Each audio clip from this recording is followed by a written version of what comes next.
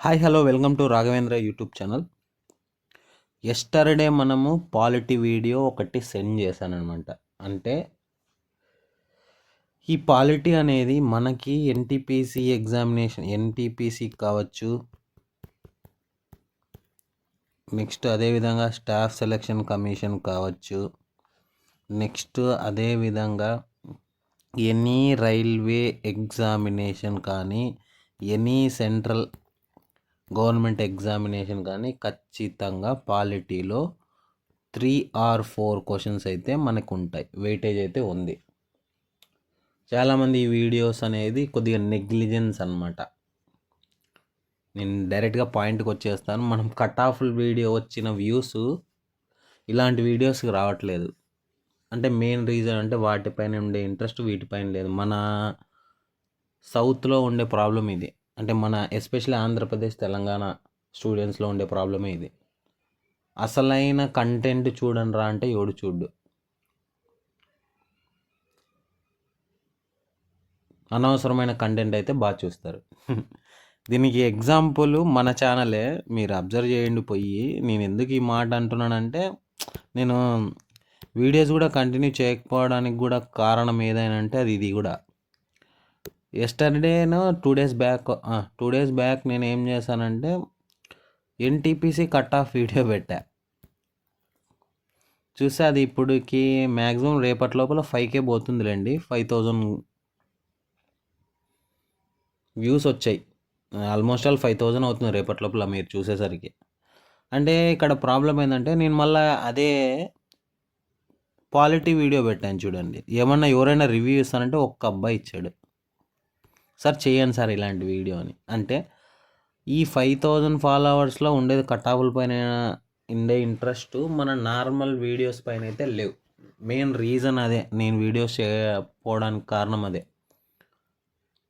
ఇలాంటివి చూస్తే మనకి అట్లీస్ట్ ఒక ఎగ్జామినేషన్లో ఒక 2 or 3 క్వశ్చన్స్ అటెంప్ట్ చేసే ఛాన్సెస్ ఉంటాయి. ఇలాంటివి ఆలోచించమన్నమాట.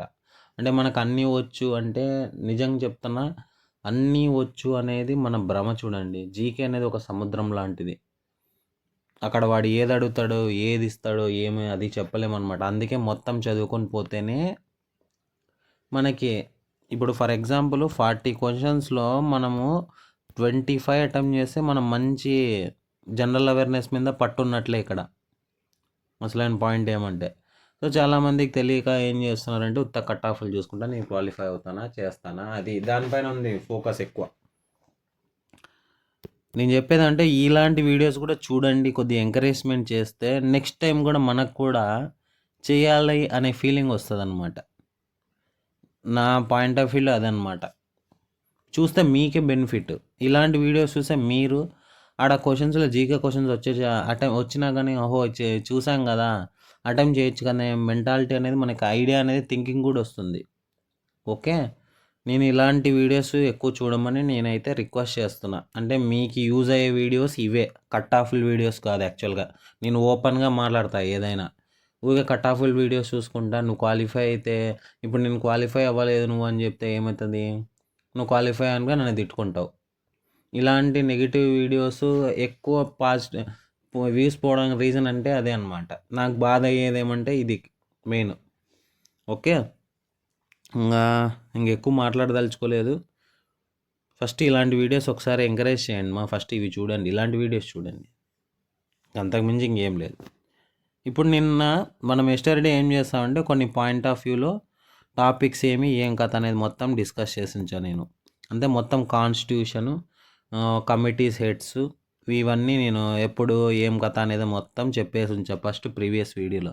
ఆ వీడియో చూసిన తర్వాతనే ఈ వీడియో చూడండి, మీకు ఇంకా క్లారిటీ వస్తుంది. మ్యాక్సిమం నేను అన్ని వీడియోస్ చెప్పడానికి ట్రై చేస్తాను. అది పాలిటీ కావచ్చు, హిస్టరీ కావచ్చు, జియోగ్రఫీ కావచ్చు, అలా. ఓకే, చూడండి ఒకసారి. ఈరోజు టాపిక్ వచ్చి పార్ట్స్ గురించి చూద్దాం ఒకసారి. ఎక్కువ అన్ని పార్ట్స్ ఒకేసారి చదువుకోకుండా కొద్దిగా లిమిటెడ్ చదువుకుంటూ వెళ్దాము. ఒక్కొక్క వీడియోలో కొన్ని పార్ట్స్ చెప్పుకుంటూ వెళ్తాను నేను. ఓవరాల్గా చూసుకుంటే మనకి 22 పార్ట్స్ ఉన్నాయన్నమాట. ఓవరాల్గా ఎన్ని ఉన్నాయి, 22 పార్ట్స్. అట్లీస్ట్ డైలీ ఒక 5 పార్ట్స్, ఒక్కొక్క వీడియోలో 5 పార్ట్స్ చెప్పుకుంటే వెళ్ళిపోతాను నేను. అన్నీ ఒకేసారి చెప్పినా మీకు అర్థం కావు. మైండ్ కూడా ఎక్కువ అనమాట. ఒకసారి చూడండి ఫస్ట్ పార్ట్ చూడండి ఏముందో. ఫస్ట్ పార్ట్ అనేది యూనియన్కి టెరిటరీస్కి అంటే కేంద్ర ప్రాంత పాలిత ప్రాంతాలు నెక్స్ట్ స్టేట్స్ గురించి అనేది ఈ పార్ట్ 1 గురించి చెప్పేదన్నమాట. ఈ పార్ట్ 1లో ఉంది అనమాట.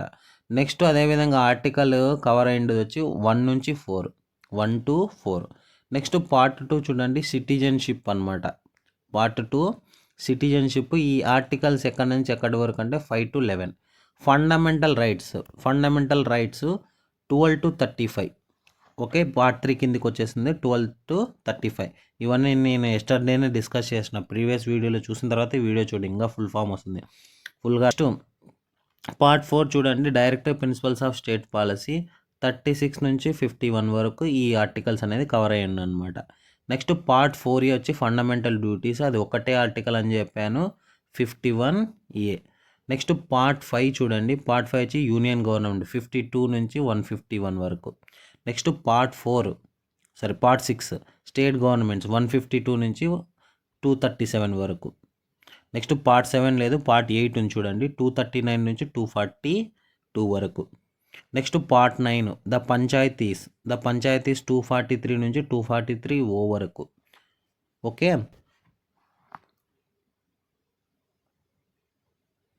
Societies part 10 scheduled and tribal areas. ఇవన్నీ ఒకసారి చూడండి. పార్ట్ 9 వచ్చి 243 నుంచి 243O. Part 9A municipalities 243P నుంచి 243ZG. Part 9 societies 243ZH to 243ZT.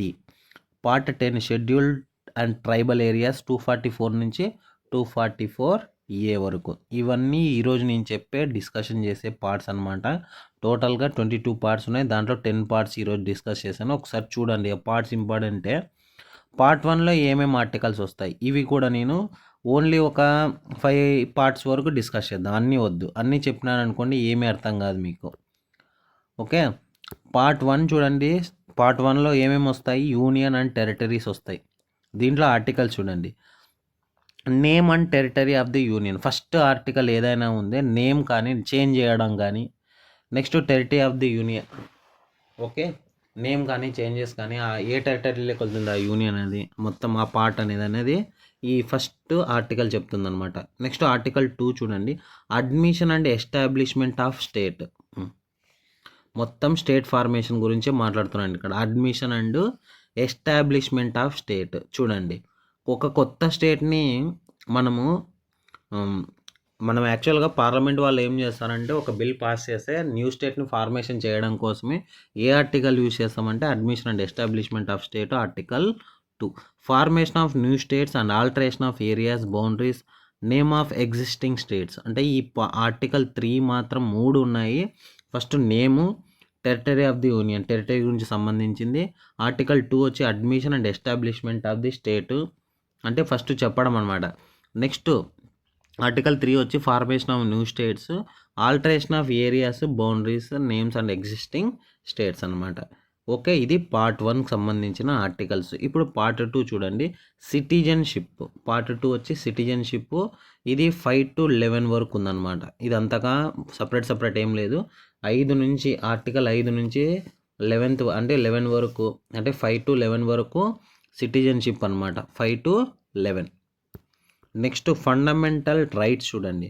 Fundamental rights వచ్చి పార్ట్ 3 కిందకి వచ్చేస్తుంది మనకి. ఫండమెంటల్ రైట్స్ వచ్చి part 3, fundamental rights part 3.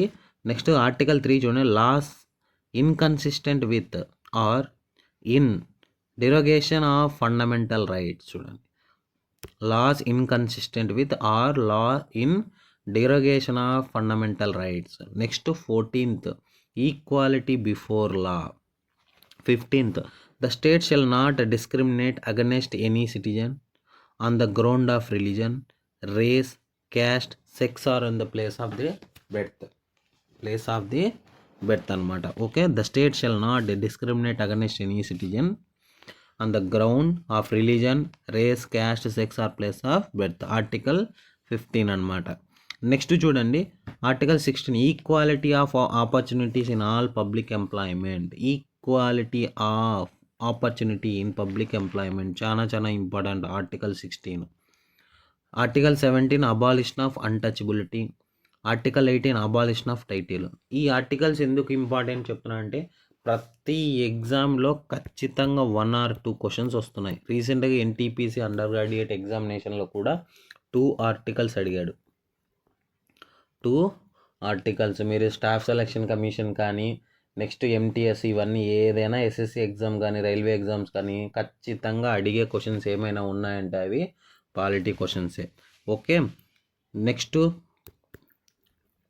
Article 16 equal opportunity in matters of public employment. అందరికీ ఒకే ఎంప్లాయ్మెంట్ పబ్లిక్ ఈక్వల్గా ఉండాలని చెప్తున్నాడు. నెక్స్ట్ ఆపర్చునిటీ అందరికీ సమానంగా ఆపర్చునిటీస్ ఉండాలని చెప్తున్నాడు ఆర్టికల్ 16. చూడండి, ఇది మనకు సంబంధించిందే. ఎవరైతే కాంపిటీషన్ ఎగ్జామినేషన్ రాస్తున్నారో అదే పాయింటే. అబాలిషన్ ఆఫ్ అన్టచబిలిటీ, ఓకే, అంటరానితనం అని చెప్తాం దీన్ని ఆర్టికల్ 17ని. Article 18 abolition of titles. Next article 19 చూడండి, protection of certain rights regarding freedom of speech. Protection of certain rights, మాట్లాడడం కోసం ఫ్రీడమ్, మనం ఏదైనా మాట్లాడచ్చని చెప్తున్నాం కదా, దానికి ఒక ప్రొటెక్షన్ ఆర్టికల్ ఉండాలి కదా. ఆ ఆర్టికల్ ఏదైనా ఉందంటే ఏందండి article 19. Protection article 20 protection in respect of conviction for offences. Okay, offences జరగకుండా కన్విక్షన్గా మొత్తం అంతే ప్రొటెక్షన్ చేయడం కోసం ఏదంటే ఆర్టికల్ 20. ఆర్టికల్ 21 వచ్చి protection in life and personal Liberty. Next 21A right to elementary education. ఖచ్చితంగా ప్రతి ఒక్కరికి మ్యాక్సిమం ఎవరీ చిల్డ్రన్కి ఎడ్యుకేషన్ కంపల్సరీ అని ఏదైనా చెప్పేది ఏమైనా ఉందంటే ఆర్టికల్ 21 చూడండి. ఇది చాలా చాలా చాలా ఇంపార్టెంట్ ఎగ్జామినేషన్ పాయింట్ ఆఫ్ వ్యూలో. Article 23 prohibition of traffic human beings and forced labour. ఇది కూడా ఇంపార్టెంటే చూడండి. Prohibition of traffic human beings and forced labours. ట్రాఫిక్లో చూసింటారు కదా, ఆ పాయింట్ అనమాట. Prohibition of traffic human beings and forced labours. ఎవరైనా కానీ ఫోర్స్ లేబర్ అంటే అదేమో చిన్నపిల్లలు అంతా చేస్తుంటారు కదా, దానిపైన దానికి కూడా ఒక ఆర్టికల్ ఉంది. బయట అడుక్కొని ఉంటారు మీరు. మనము ఎక్కడ చూసామంటే ట్రాఫిక్ సిగ్నల్స్ దగ్గర చిన్న చిన్న పిల్లలు అమౌంట్ అడుగుతూ ఉంటారు. ఓకే, వాళ్ళ గురించి ఆర్టికల్ ఏదైనా ఉందంటే ఆర్టికల్ 23. నెక్స్ట్ ఇంకొకటి ఏమంటే చిన్న చిన్న పిల్లల్ని ఫ్యాక్టరీస్లో వర్క్ చేయించుకుంటూ ఉంటారు కదా, అది కూడా వస్తుంది. నెక్స్ట్ చూడండి article 24 prohibition of employment of children in factories. చూడండి, చాలా చాలా ఇంపార్టెంట్. అక్కడైతే ఫోర్స్డ్ లేబర్స్. నెక్స్ట్ ఇక ఫ్యాక్టరీస్లో చిల్డ్రన్స్ని వర్క్ చేయించుకోకూడదు అనే పాయింట్ అనమాట ఇది.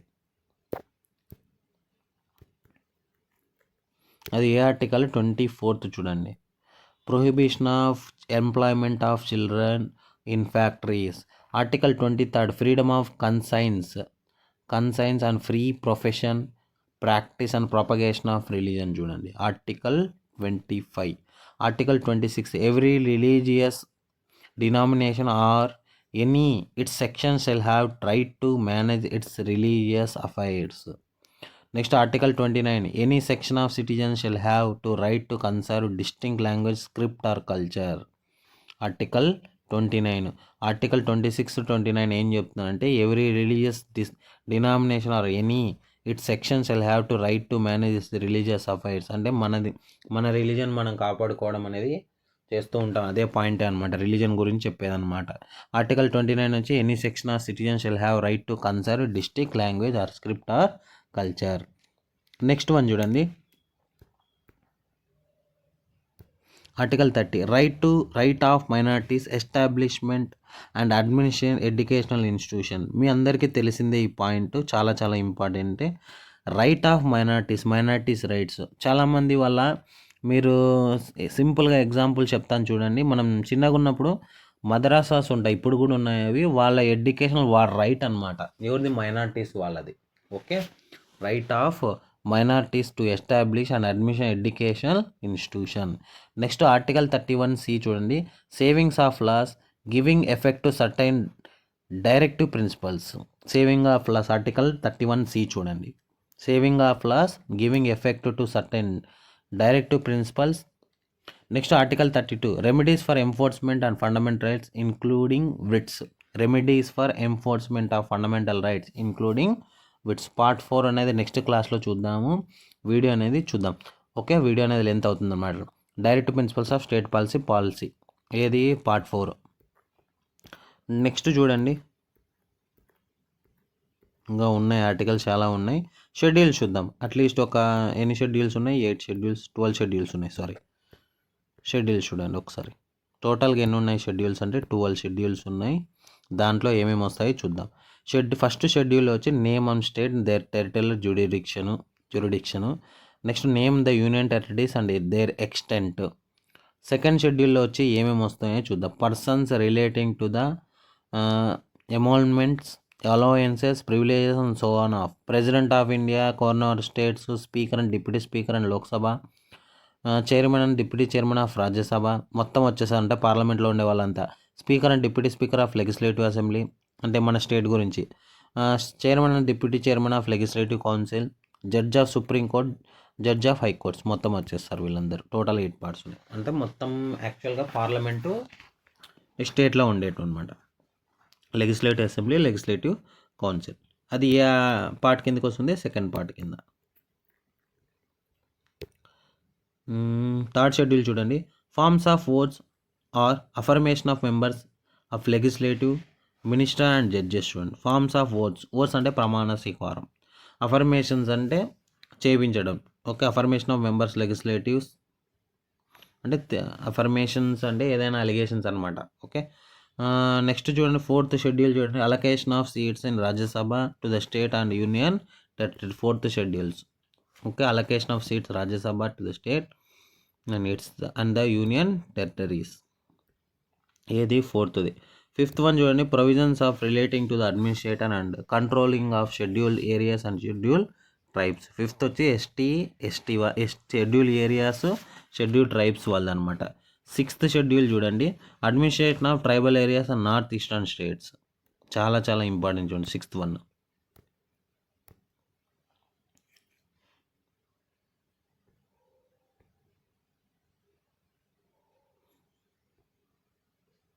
సెవెంత్ వన్ చూడండి, distribution of powers between union and state government, terms of union list, state list, concurrent list. ఈ పాయింట్స్ లిస్ట్లో ఎన్ని important? Union list, state list and concurrent. Distribution powers between unions and స్టేట్కి ఏమేమి powers ఉన్నాయి ఏమని చెప్పేది. First union అంటే centre, అంటే నెక్స్ట్ స్టేట్, మన స్టేట్ సంబంధించి. కాంకరెంట్ అంటే బోత్ సెంటర్ అండ్ స్టేట్ రెండు కలిగి ఉంటాయి అనమాట. ఇది చాలా చాలా important. Eighth schedule, language recognised by constitution. Originally, it had 14 languages, but presently in 22 languages. Next, 9th schedule చూడండి, validation of certain acts and regulations. Next, this schedule was added by the First Amendment Act 1951. 9th schedule చూడండి, added First Amendment Act 1951. 9th schedule. Next, 10th schedule చూడండి, అయిపోయింది రండి. Provisions relating to the disqualification of the members of parliament, state legislature on the ground of defection. The schedule was added by 52nd Amendment Act 1985. 9th schedule ఏదాంట్లో add చేసినాడు? First amendment యాక్ట్లో. 10th schedule ఏంది? 52nd Amendment Act 1985 చూడండి. Also known as anti defection law అని కూడా అంటాం దీన్ని. Also known as anti defection law. ఈ point important. 10th schedule ఏదో అమెండ్మెంట్ యాక్ట్లో యాడ్ చేసినారు? 52nd Amendment Act 1985, also known as Anti-Defection Law. Next, 11th schedule చూడండి, specify the powers, authority, responsibility of panchayats. చూడండి, 11th షెడ్యూల్ నేను నిన్నే చెప్పాను ఎస్టర్డేనే. 11th 12th schedules రెండు. ఇక్కడ వచ్చి పంచాయతీస్, అక్కడ మున్సిపాలిటీస్ వచ్చేస్తుంది. 29 మ్యాటర్స్. నెక్స్ట్ 12th చూడండి, ఈ షెడ్యూల్ యాడ్ చేసింది 73rd Amendment Act 1992. 12th వచ్చి మున్సిపాలిటీస్ చూడండి, చెప్పాను కదా 18 మ్యాటర్స్. అక్కడ ఎన్ని matters? 29 matters. The schedule added by 74th Amendment Act 1992. 73rd వచ్చి పంచాయతీస్, 74th వచ్చి మున్సిపాలిటీస్ 1992. రెండు 1992 నేను ఇక్కడ. ఓకేనా? ఈ వీడియో ఇంతవరకే. ఇంకా చెప్పాలంటే నెక్స్ట్ ఏమైనా ఉంది అంటే మనకి నెక్స్ట్ టాపిక్ వచ్చి సోర్సెస్ ఆఫ్ ది కాన్స్టిట్యూషన్ వస్తుంది. చాలా చాలా ఇంపార్టెంట్ ఇది కూడా. నెక్స్ట్ ఎవరైతే మన వీడియోస్ చూస్తున్నారో మన వీడియోకి రెస్పాండ్ కాండి. మీకు ఖచ్చితంగా ఎన్టీపీసీకి కానీ గ్రాడ్యుయేట్ అండర్ గ్రాడ్యుయేట్కి అదేవిధంగా స్టాఫ్ సెలక్షన్ కమిషన్ గవర్నమెంట్ జాబ్స్కి ఏదైనా మన పాలిటీ అనేది చాలా చాలా వెయిటేజ్ ఎక్కువ ఉంది. చాలా ఇంపార్టెంట్ టాపిక్స్ కూడా ఉన్నాయి. ఎవరైతే ఫస్ట్ టైం చూస్తున్నా ఫస్ట్ లైక్ చేయండి, షేర్ చేయండి, సబ్స్క్రైబ్ చేయండి. అదేవిధంగా ఫ్రీ పీడిఎఫ్స్ కావాలనుకున్న వాళ్ళు మన టెలిగ్రామ్లో జాయిన్ కావండి. Group D science books send చేసి ఉంచా, క్వాంటిటేటివ్ అప్టిట్యూడ్ సెండ్ చేసి ఉంచా, నెక్స్ట్ రీజనింగ్ కూడా సెండ్ చేసి ఉంచా, ఈ పీడిఎఫ్ కూడా సెండ్ చేస్తాను నెక్స్ట్. ఎవరికైతే కావాలనుకుంటే వెళ్ళి జాయిన్ అవ్వండి. ఓకే, వెళ్ళే ముందు లైక్ చేసి వెళ్ళండి. Thank you.